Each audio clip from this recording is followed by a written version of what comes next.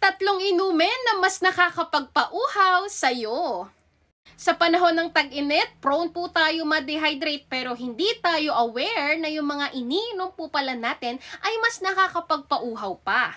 May mga ibang ingredients po kasi sa ating inumin na nakakapagpataas ng urine output which can lead to dehydration, lalo na kung i-intake po natin ito in large amounts. Number 1, alcoholic beverages or beer. Kahit marami pa po itong yelo ay mas nakakapagpauhaw pa po sa atin ito.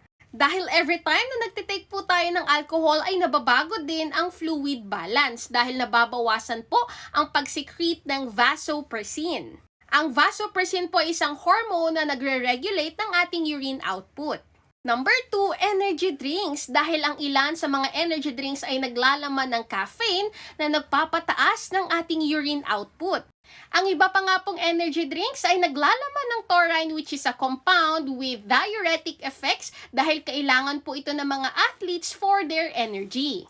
Number 3, soft drinks. Ang mga soda or sugar-sweetened beverages ay mayroong dehydrating effects dahil naglalaman po ito ng caffeine plus sugar.